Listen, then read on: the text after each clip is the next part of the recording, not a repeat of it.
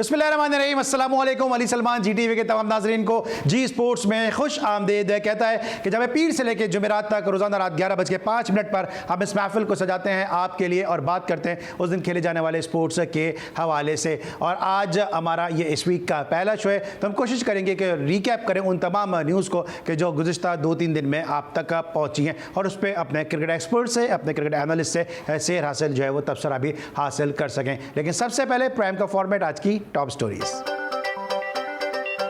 पाकिस्तान को Asia cup के boycott पर 1 अरब का नुकसान होगा। एशिया कप से जो फैसला होगा उसके असरात वर्ल्ड कप पर भी पड़ेंगे। बाबर आजम को तीनों फॉर्मेट्स का कप्तान बरकरार रखने पर बहस हो रही है। Chairman PCB Najam Sethi. Kiwis के खिलाफ सीरीज के लिए कौमी क्रिकेट टीम तैयारियों में मसरूफ। भारत में होने वाले वर्ल्ड कप से कबल हमें अपने फास्ट बॉलर्स का ख्याल रखना है। उमर गुल। टारगेट यही है कि पाकिस्तान के लिए जितना ज्यादा हो सके खेलूं और अच्छा परफॉर्म करूं। जमान खान। लेंथ बॉल और यॉर्कर बॉल्स पर मेहनत कर रहा हूं। उम्मीद है कि आइंदा मैचेस में फर्क नजर आएगा। एहसानुल्लाह। शारजा की कंडीशन में फुल स्ट्रेंथ अफगानिस्तान के खिलाफ तमाम नौजवान भेजना ठीक नहीं था। नए टैलेंट को चांस या सीनियर्स को आराम देने के लिए होम सीरीज होती है। साबिक चीफ सेलेक्टर मोहम्मद वसीम।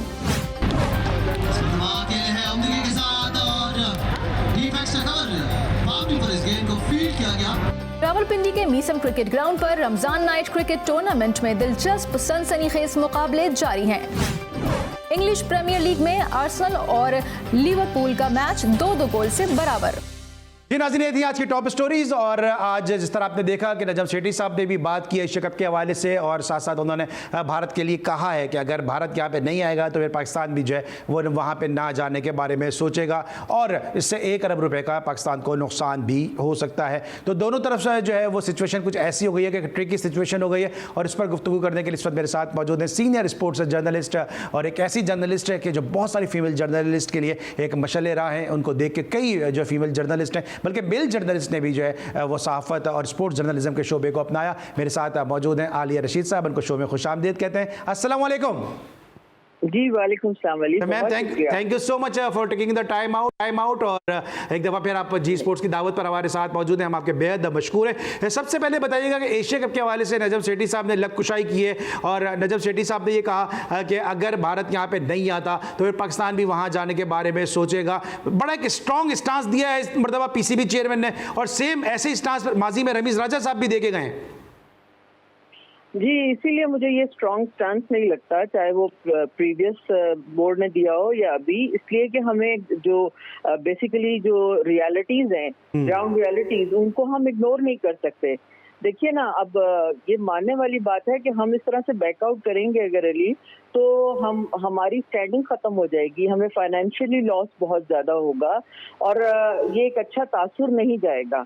अब ये जो पाकिस्तान इंडिया के सियासी मामलात हैं, ये आपस में इनको तय करने चाहिए ताकि उसका असर जो क्रिकेट पर पड़ रहा है कम से कम उससे हमारी जान छूटे। और क्रिकेट में देखें ना, दोनों मुल्कों के अवाम जो है वो क्रिकेट देखना चाहते हैं एक दूसरे के साथ, बायलैटरल सीरीज देखना चाहते हैं और वो अब जब नहीं होगी तो ऑब्वियसली इस तरह की चीजें आएंगी। देखें, इमोशनल होके आप गैलरी के लिए इस तरह के छक्के जरूर मारते हैं कि पब्लिक को बहुत मुतासर करती हैं ऐसी चीजें, लेकिन हमें हकीकत पसंदाना अंदाज में देखना होगा कि हम ये अफोर्ड नहीं कर सकते कि हम लेकिन मैम फिर कोई हद भी तो होनी चाहिए ना, क्योंकि हर दफ़ा इंडिया का एटीट्यूड ऐसा ही होता है, वो हमेशा पाकिस्तान आकर खेलने से कतराता है। तो कहीं ना कहीं कभी ना कभी तो कोई फुल स्टॉप लगाना पड़ेगा ही ना। देखिए, ये गेम बहुत ऊपर की है ना, हमारे और आपके हाथ की नहीं है। इवन क्रिकेट बोर्ड के आपके सामने ही है, गंगुली जब थे क्रिकेट बोर्ड में इंडिया के, तो वो कई दफा कह चुके थे कि हमारे हाथ में नहीं है, हम तो चाहते हैं खेलना, लेकिन जब गवर्नमेंट की तरफ से परमिशन होगी तभी आप खेल सकेंगे। तो इसका मतलब ये हुआ कि मामला गवर्नमेंट के बीच में है। अब ये पाकिस्तान की गवर्नमेंट का और इंडिया की गवर्नमेंट का काम है कि आपस में ये बैठें और किसी सूरत इसको सॉर्ट आउट करें, या कोई बड़ी दूसरे जो हमारे पड़ोसी ममालिक में से कोई हेल्प कर सकता है तो वो करे, लेकिन इसको आपको सियासी लिहाज से पहले एड्रेस करना चाहिए ताकि ये मामला खत्म हो, एक दफा एक साइड पे हो जाए और उसके बाद क्रिकेट कम से कम उससे मुतासर ना हो। बाकी चीजें तो ऑलरेडी चली रही हैं, तो उसका सोच है, लेकिन हमें ये देखना होगा ना कि हम कहाँ स्टैंड करते हैं एज क्रिकेट बोर्ड। तो मुझे नहीं लगता कि हम इस पोजीशन में हैं कि इसको इनकार कर सकें।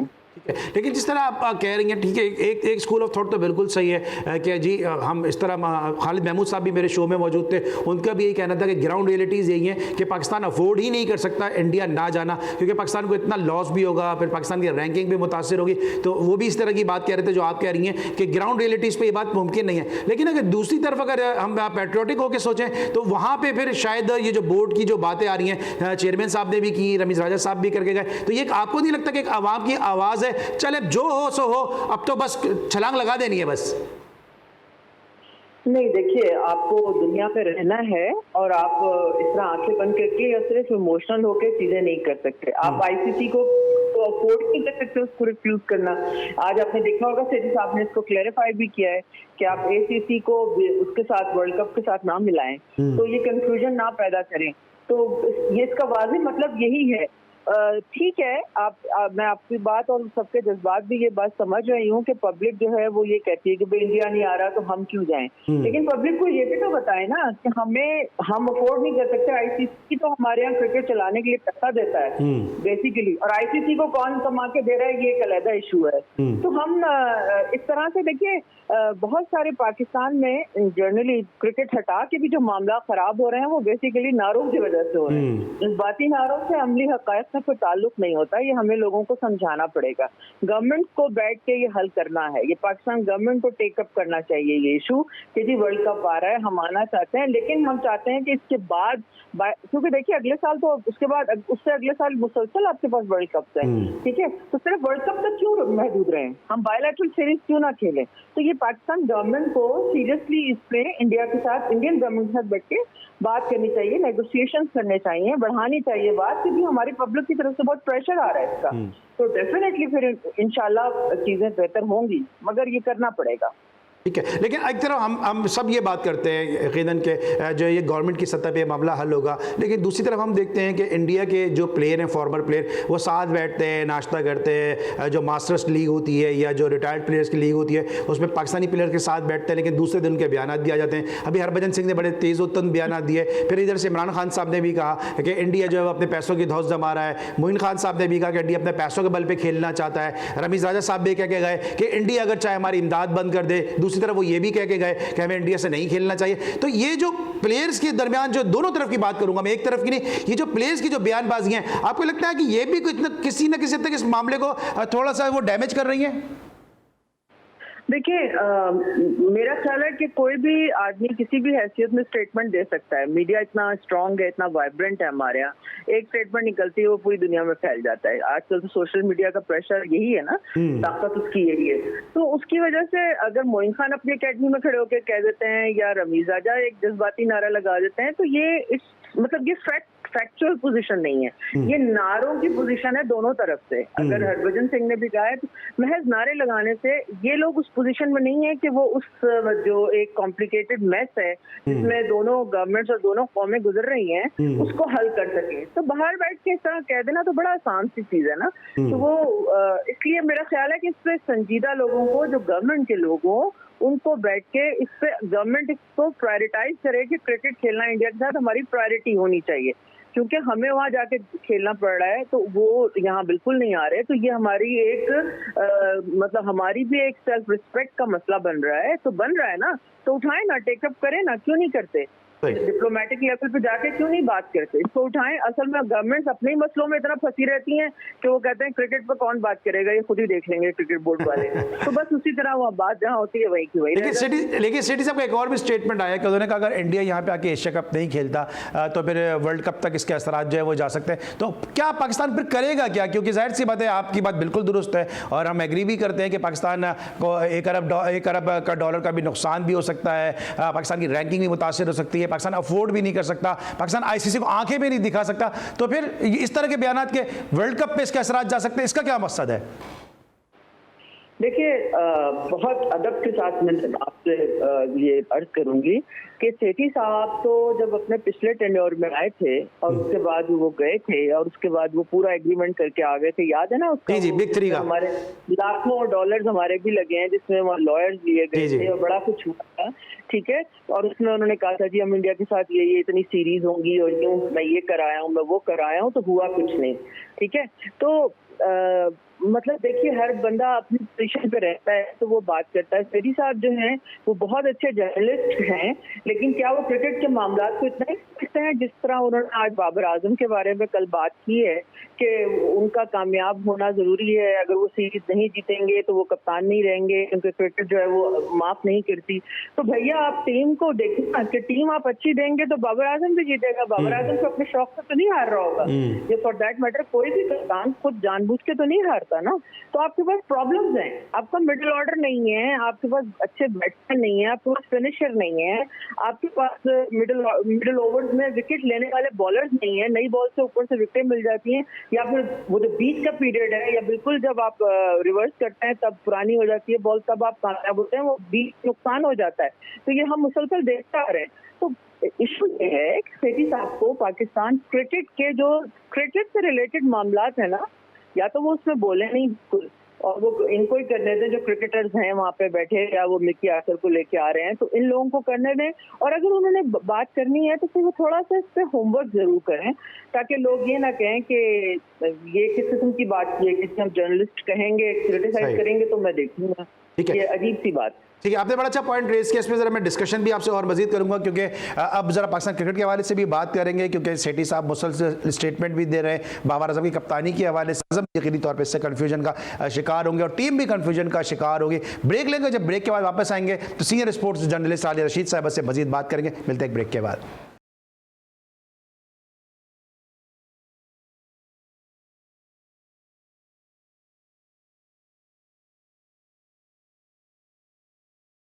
Welcome back after the break. और ब्रेक पर जाने से पहले हम बात करते हैं सेठी साहब के उस स्टेटमेंट के हवाले से जो बाबर आजम के लिए उन्होंने दिया। आपने अभी तस्करा किया ब्रेक पर जाने से पहले कि इस तरह के स्टेटमेंट नहीं देने चाहिए, लेकिन क्या वजह है कि हर दफा हर सीरीज में बाबर आजम को बुला के बात की जाती है कि आप ही कप्तान हो, आप ही कप्तान रहोगे, तो हर सीरीज में बार बार बुला के बात कहने की जरूरत पड़ती ही क्यों है? वंस क्यों नहीं डिसाइड हो जाता है कि बाबर आजम ही कप्तान है और वही हमारा लीडर रहेगा? देखिए, ये आपका रिजीम चेंज हुआ है ना क्रिकेट बोर्ड का, तो जब आप नए लोग आते हैं, सेठी साहब दोबारा अब आए हैं या उनकी पूरी टीम आई है, तो उनको ये चाहिए था, उन्होंने खुद ही एक्चुअली एक्सपोज भी कर दिया इस बात को कि जो पिछले जो थे सेलेक्टर उन्होंने कहा कि हटाना चाहिए बाबर को। अब वो लोग जो है ताने बाने बुन रहे हैं शाहिद आफरीदी की बात का कि जी वो शाहीन आफरीदी को लाना चाहते थे, इस वजह से कर रहे थे।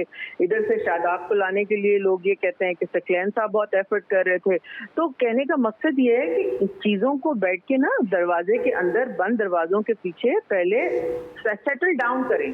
इस तरह आप कप्तान को रिडिक्यूल नहीं कर सकते, इस तरह आप कॉन्फिडेंस शैटर नहीं कर सकते, आपको नहीं करना चाहिए। आपको चाहिए कि आप बुला के कप्तान को बिठा के बात करें और उनसे कहें कि ये प्रॉब्लम्स आ रहे हैं कि भाई आप हार रहे हैं, आप फाइनल्स पे पहुंचते हैं हार जाते हैं, सेमीफाइनल पहुंचते हैं हार जाते हैं, तो क्या वजह है, कहाँ पे कमजोरी है? इन चीजों पे काम करें बजाय इसके कि इस तरह से स्टेटमेंट देके पूरी दुनिया के सामने। लेकिन मैम आपको नहीं लगता कि ठीक है हद तक ये बात सही भी है, लेकिन आपको नहीं लगता कि जो हमारे प्लेयर हैं, जो मौजूदा टीम के प्लेयर हैं, जिस तरह शान मसूद ने कहा कि हम बाबर आजम के लिए जान भी दे सकते हैं, और आप शाहीन शाह अफरीदी ने कहा, हारिस रऊफ ने कहा कि सोचना भी मना है, दूसरे अब एक और प्लेयर उठ के कह देता है कि जी बात करना भी गुनाह है, तो ये सारे मैसेजेस हैं ये बाबर के खिलाफ नहीं जाते हैं? इस तरह कि बोर्ड को एक एहसास ये होता है कि शायद ये कोई प्लेयर पावर है या कोई घर की टीम बनाई हुई है या क्लब की या मोहल्ले की टीम बनी हुई है कि प्लेयर इस तरह से एक दूसरे को सपोर्ट कर रहे हैं।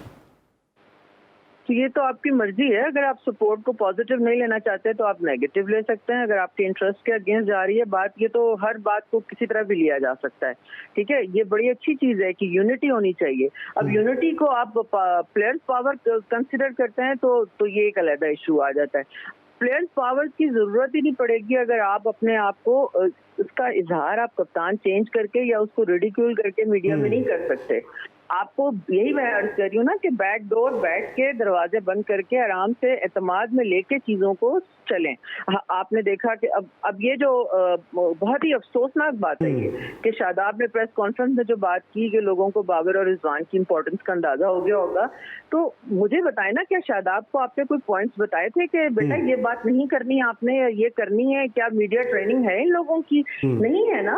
तो वो जो बोल रहे हैं तो वो जो दिल की बात है, इसका मतलब है सबको एतमाद है अपने कप्तान पे। आपको तो खुश होना चाहिए कि आपके पॉलिटिक्स नहीं हो रही और सब लड़के एक जज्बे और एक दोस्ती या मोहब्बत के साथ खेल रहे हैं और पाकिस्तान के लिए अच्छा कर रहे हैं, तो इसमें बुरी बात क्या है?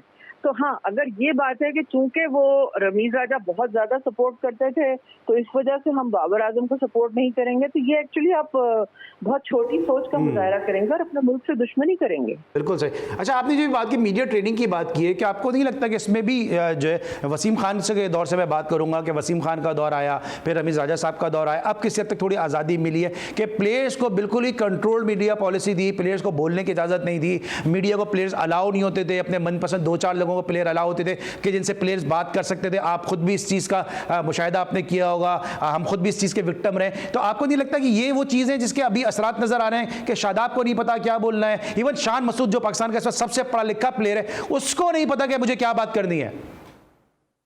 देखिए ना, मसला ये है कि ये एक तो ये पाबंदी अजीब सी चीज है भाई। प्लेयर्स और सहाफत का और क्रिकेट का तो चोली दामन का साथ है, हम इसी तरह ही चलते। क्रिकेट बोर्ड को उनकी पॉलिसीज को डिस्कस करना, उनको क्रिटिसाइज करना, वो हम लोगों का काम है, लेकिन प्लेयर्स का जो पॉइंट ऑफ व्यू है वो तो उन्होंने अपने आप को देना है ना, और देना चाहिए। और इस दौर में जबकि आप एक सोशल मीडिया के दौर में हर लड़के के पास फोन है, हर बंदा वो जाहिर है ट्विटर के ऊपर है और सोशल मीडिया यूज कर रहा है, आप वहाँ पे कैसे आप बाउंड कर सकते हैं? एक तो ये बात, आप सिर्फ एक इखलाकी पॉलिसी दे सकते हैं जो यकीनन वो देते हैं, मगर इसके साथ साथ ये भी तो है ना अली, देखिए कोई ट्रेनिंग नहीं है कहीं हमने अब ये नौजवान हमारे जिस बैकग्राउंड से आते हैं वो जाहिर है वो इतने तो हाईली एजुकेटेड नहीं होते, एक आध को छोड़ के। शान मसूद ने बहुत मैं समझती हूँ अक्लमंदी की, क्योंकि उनका नाम और उनकी फैमिली की तरफ से जो इन्फ्लुएंस आ रहा था वो उससे मुझे लगता है कि हमारा प्रेजेंट बोर्ड थोड़ा अंडर प्रेशर था, लेकिन ये शुक्र है कि वो अब कप्तानी के बहुत कोई उम्मीदवार टाइप नहीं लग रहे, वो जब प्लेयर खेलना चाह रहे हैं तो उनको खेलने दें। तो इस तरह कम्युनिकेशन जो है वो हर दौर में इसकी अहमियत है। आप प्लेयर्स की और बोर्ड की आप लोगों के आपस में होनी चाहिए, और जर्नलिस्टों की और प्लेयर्स की हमेशा ओपन होनी चाहिए। ये तो राइट है, राइट ऑफ इंफॉर्मेशन है, ये तो बहुत जरूरी है, लेकिन इसके लिए हमारे मीडिया को हैंडल करने के लिए मेरा ख्याल है कि नौजवानों को थोड़ी सी तरबियत की भी जरूरत है। ठीक है। अच्छा, ये जो बात हो रही है इस बाबर आजम के वाले से, या जो जिस तरह के मीडिया में स्टेटमेंट सामने आ रहे होते हैं, तो ये तो भी सरफराज ने भी कहा कि बाबर आजम का वो हाल ना करें जो मेरा हाल उन्होंने किया।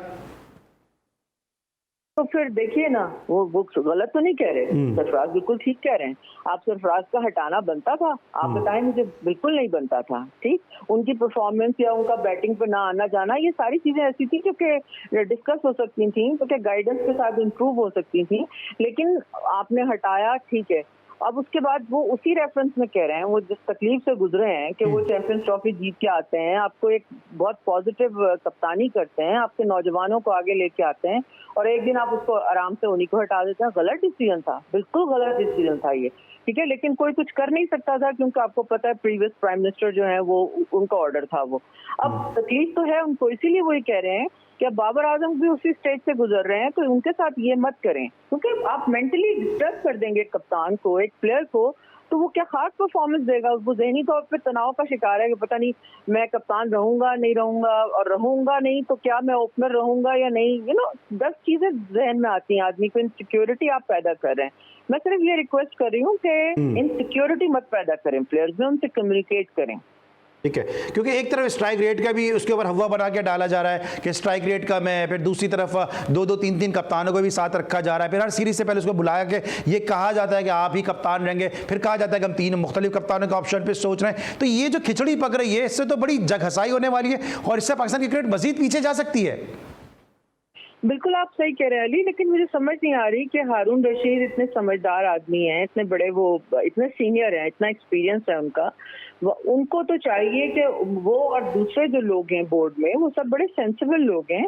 तो ठीक है, चेयरमैन साहब की अथॉरिटी है, लेकिन चेयरमैन साहब जो क्रिकेट के मामला हैं उसके बजाय अगर वो एडमिनिस्ट्रेटिव मामला को डील करें तो वहां तक ठीक है। अदरवाइज ये कि कम से कम बैठ के ये फैसला आपस में ये जरूर करें कि देखिए आप इस तरह से अपनी टीम की जगहसाई कर रहे हैं, आप मजाक बनवा रहे हैं, आपने जो करना है वो करें। अब उन्होंने सेठी साहब तो आपको पता है दिल में कोई बात रखते नहीं, उनकी बात मुझे बड़ी अच्छी लगती है। उन्होंने साफ कह दिया कल वहीद खान साहब के उसमें के इंटरव्यू में कि जी जो पहले उन्होंने ये कहा था कि बाबर को हटाना है, सिलेक्टर्स ने बाद में कहा कि नहीं ये स्टेटस को रहने दें।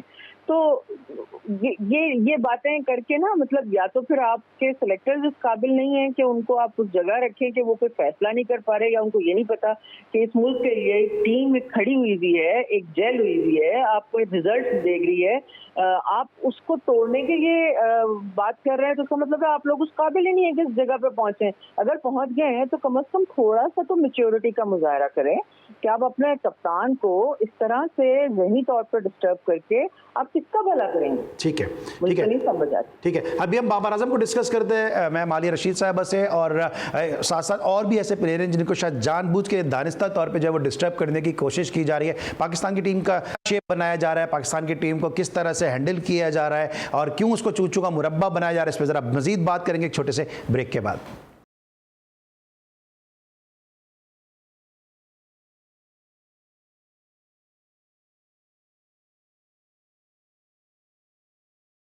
Welcome back after the break. और ब्रेक पर जाने से पहले हम बात करते हैं बाबर आजम के मुस्तकबिल के हवाले से, लेकिन साथ साथ कुछ और भी ऐसे प्लेयर हैं कि जिनको शायद नफसियाती तौर पे तोड़ने की कोशिश की जा रही है, और उन्हीं में से एक प्लेयर है शाहीन शाह आफरीदी। ये जो मोहम्मद आमिर को वापस लाने की बातें हो रही हैं, क्या आपको लगता है ये भी वही तसलसल है कि जो बाबर आजम के साथ किया जा रहा है? अगर आपने आमिर को लेके आना है, आमिर बहुत अच्छे बॉलर हैं, तो आप जरूर लेके आए।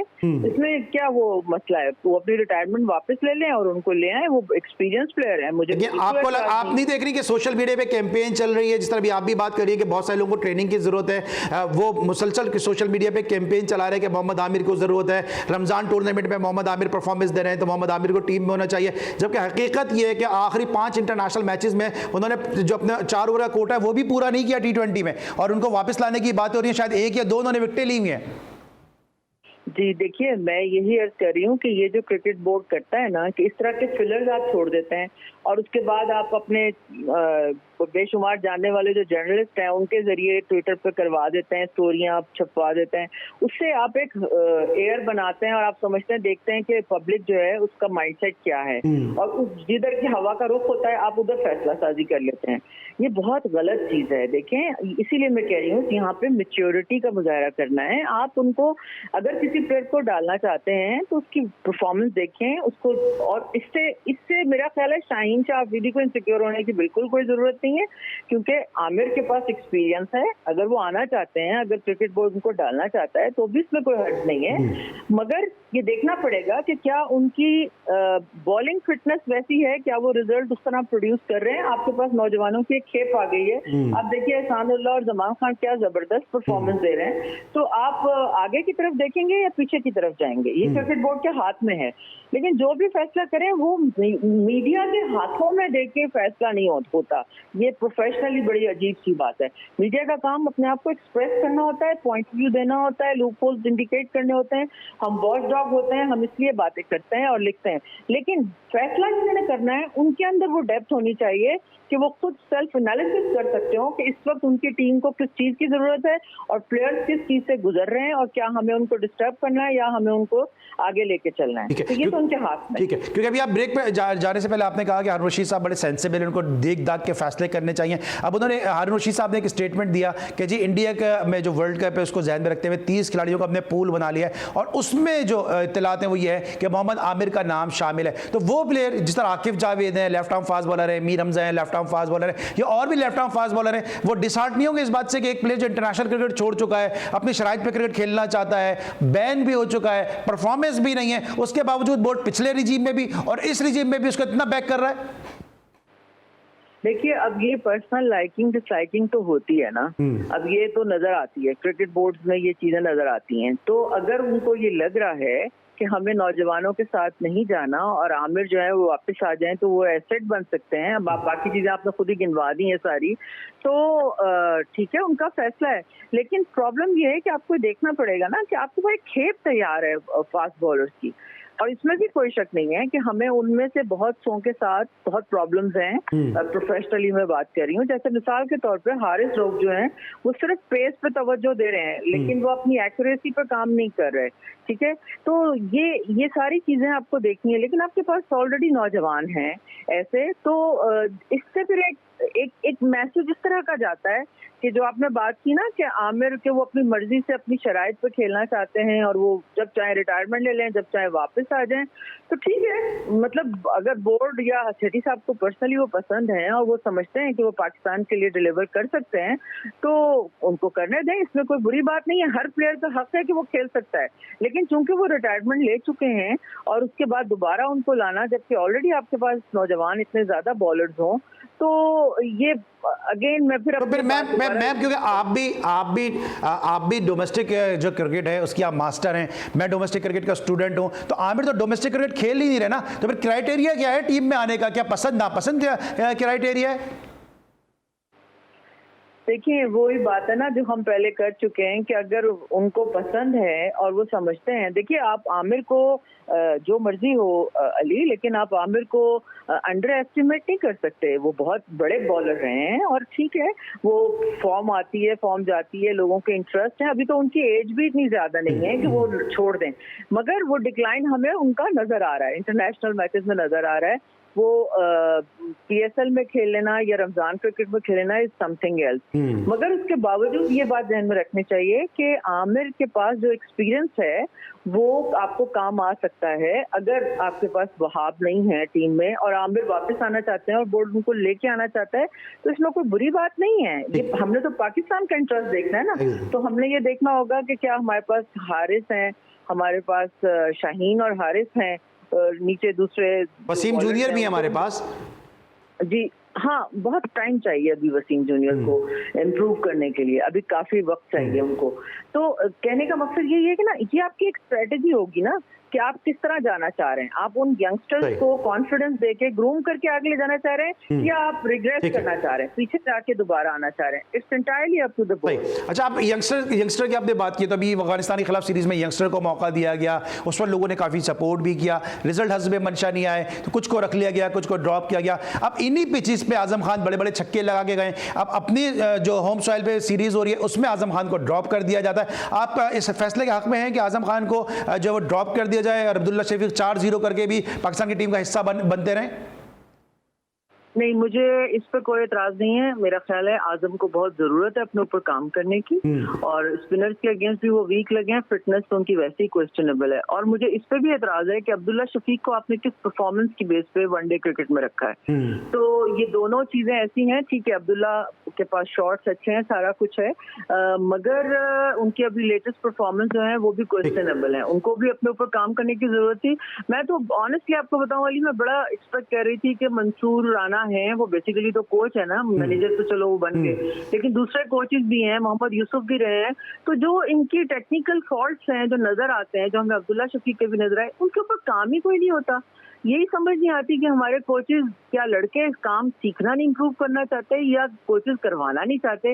ये डिबेट ऐसी है जिसका मुझे कोई हल नजर नहीं आता कभी भी, क्योंकि हमेशा हमने देखा है बाबर आजम उसकी बेहतरीन मिसाल है कि हर प्लेयर जो अपने ऊपर खुद मेहनत करता है वही आगे की तरफ जाता है। तो ये प्लेयर्स को भी इस चीज को मेरा ख्याल है समझना चाहिए, और आजम के लिए भी बहुत जरूरी है। और हम बात करें मिडिल ऑर्डर की, तो मिडिल ऑर्डर के हवाले से आजकल उमर अकमल की भी बड़ी बात हो रही है, और कामरान अकमल मेरे गुज़िश्ता शो में थे, कामरान अकमल ने उमर अकमल के हवाले से क्या कहा, पहले वो सुनते हैं फिर मैम से बात करते हैं मजीद कि क्या उमर अकमल की टीम में जगह बनती है। सुनवाइए जरा कामरान अकमल ने क्या कहा। आप सलमान भाई देखें कि पिछले 4-5 साल से अपने लाडलों को खिलाते गए, लाडलों को मैं बोलूंगा, अभी भी उनको कहेंगे ना कि ये प्लेयर्स हैं 4-5 साल से, ठीक है वो अच्छे प्लेयर्स हैं, मौका मिला नहीं किया उन्होंने, तो अभी भी कहेंगे ना ये प्लेयर्स ले लो, वो हंस के ले लेंगे।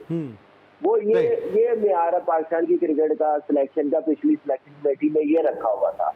तो मुझे अफसोस होता है कि एक बच्चा, आपने ठीक है 6 साल आपने उसको रगड़ा दिया, तो ये एक लेवल तक जाता है बंदा कि यार किसी को ठीक करना हुआ है। एलेक्स हेल को भी ठीक है, उन्होंने एक लेवल तक रखा, उसके बाद ले आए टीम में, अपनी टीम को देखा, अपनी क्रिकेट टीम को देखा, जो भी उसकी पर्सनल लाइफ थी वो सारी साइड पर रखे, उसकी क्रिकेट की तरफ फोकस किया, उसने काम लिया।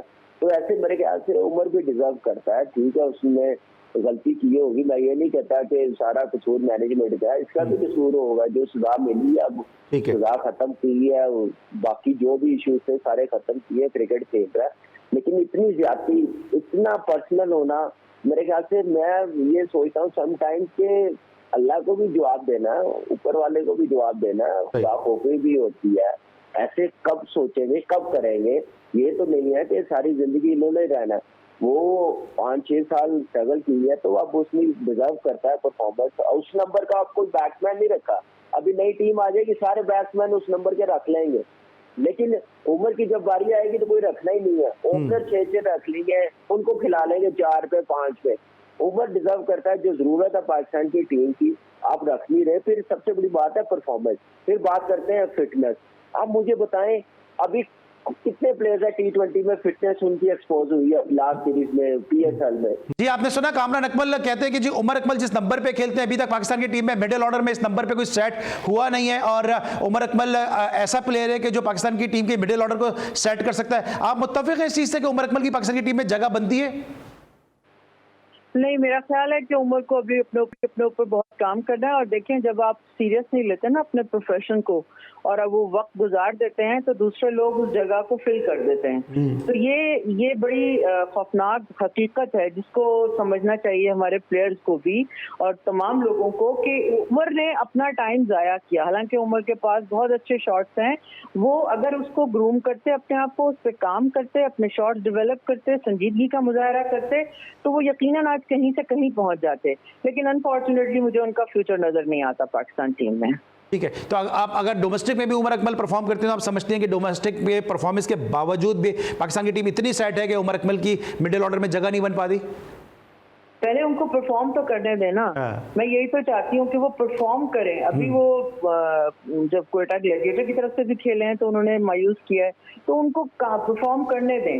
वो पहले वो एक प्रोफेशनल माइंडसेट के अंदर आ जाएं कि हाँ उन्होंने, क्योंकि देखिए जैसे मैंने अभी आमिर के लिए भी कहा, क्रिकेट किसी के लिए बंद नहीं होती। अगर आप अच्छा करते हैं, अपनी फॉर्म वापस ले आते हैं, उतनी ही लगन और मेहनत से आप आगे बढ़ना चाहते हैं तो आपका कोई रास्ता नहीं रोक सकेगा। पाकिस्तान की मिडिल ऑर्डर तो वाकई वल्नरेबल है, वहाँ पे जरूरत है, मगर ये नहीं हो सकता कि सिर्फ आपने 2 छक्के मिड विकेट पे लगा दिए तो उसके बाद आप कहें कि जी वो आपको बहुत बेहतरीन प्लेयर हैं और आपने तो बड़ा परफॉर्म किया है। नहीं, ऐसा नहीं होना चाहिए। और ये टाइम उनको देना पड़ेगा अपने आप को और प्रूव करना पड़ेगा अगेन, फिर उसके बाद बात हो सकती है। और लास्ट क्वेश्चन है ma'am, thank you so much for your time. और लास्ट क्वेश्चन है कि न्यूजीलैंड के खिलाफ सीरीज में क्या इम्कान है पाकिस्तान के?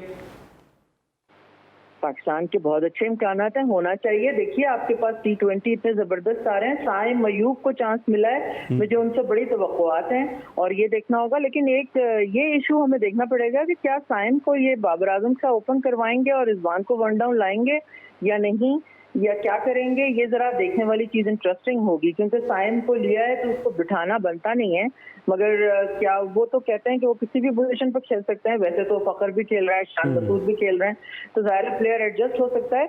लेकिन पाकिस्तान को अच्छा करना चाहिए। अब ये जो न्यूजीलैंड की टीम आ रही है, इससे बहुत से प्लेयर्स हमने नहीं देखे हुए, मगर चूंकि उनका सिस्टम बहुत अच्छा है तो आई एम श्योर कि वो बहुत टफ टाइम देंगे। और वनडे क्रिकेट में पाकिस्तान की परफॉर्मेंस की बहुत ज्यादा अहमियत होगी, उनको बहुत अच्छा करना होगा क्योंकि आपके पास मैचेस बड़े कम हैं और आगे वर्ल्ड कप खड़ा है। तो ये देखने वाली चीज होगी कि हम कैसे खेलेंगे, किस तरह करेंगे। मगर ओवरऑल मुझे लगता है कि पाकिस्तान इंशाल्लाह ये सीरीज जीतेगा इंशाल्लाह। Thank you so much. Senior sports journalist Alia Rashid साहब हमारे साथ मौजूद थी और पाकिस्तान से जुड़े बहुत सारे मुद्दों के हवाले से अपने ख्यालात का इजहार कर रही थी और यकीनी तौर पे हमें उम्मीद है कि इन ख्यालात से आप मुस्तफ़ीज़ भी हुए होंगे। लेकिन जिस तरह अभी बात कर रही थी कि न्यूजीलैंड के खिलाफ सीरीज़ में पाकिस्तान के बड़े ज़बरदस्त इम्कान आते हैं, तो पाकिस्तान की टीम का एक प्रैक्टिस मैच भी आज जो है वो खेला गया जिसमें पाकिस्तान की टीम में प्लेयर्स ने प्रैक्टिस सेशन में और प्रैक्टिस मैच में जो है वो अपनी कारकर्दगी के जौहर भी दिखाए। इस हवाले से अपडेट करने के लिए हमारे रिपोर्टर मौजूद है ज़ीशान नवाज़, उनसे जानेंगे इस प्रैक्टिस सेशन की और प्रैक्टिस मैच की अपडेट। ज़ीशान, क्या तफसीलात है इस हवाले से? हाँ जी बिल्कुल अली भाई, पाकिस्तान और न्यूजीलैंड के दरमियान 14 तारीख से कज़ाफ़ी स्टेडियम लाहौर में T20 सीरीज़ का आगाज़ होने जा रहा है, जिसके लिए पाकिस्तान ने अपनी भरपूर तैयारियां कर ली हैं। पहले 3 दिन तक प्रैक्टिस सेशन किया है जिसमें बैटिंग, बॉलिंग, फील्डिंग की भरपूर मशक़ें की गई हैं। आज टीम का जो इंट्रो स्क्वाड मैच रखा गया था जो कि अब जारी है कज़ाफ़ी स्टेडियम लाहौर में। 2 टीमें बनाई गई थी, एक टीम का नाम बादशाह रखा गया था जबकि दूसरी टीम का नाम स्टैलियन रखा गया था। बादशाह की क़यादत बाबर आजम कर रहे हैं जबकि दूसरी टीम की क़यादत स्टैलियंस की शादाब खान कर रहे हैं। स्टैलियंस ने टॉस जीतकर पहले फील्डिंग का फैसला किया है, जो कि अभी मैच जारी है। अगर बात की जाए टीम कोचेज़ की, तो टीम कोचेज़ में से इस वक्त उमर गुल मौजूद हैं, जबकि दूसरा जो बैटिंग कोच हैं एंड्रू प्यूटिक, वो भी टीम को ज्वाइन कर चुके हैं। अगर बात की जाए कि न्यूजीलैंड की टीम कब लाहौर में आएगी, तो वो न्यूजीलैंड की टीम कल सुबह लाहौर में आएगी और दोनों टीमें ही कल होटल में रिपोर्ट करेंगी, जबकि दूसरे दिन जो कि 12 तारीख होगी, 12 तारीख को टीमें रेस्ट करेंगी और 13 तारीख को दोनों टीमें एक मरतबा फिर कज़ाफ़ी स्टेडियम लाहौर में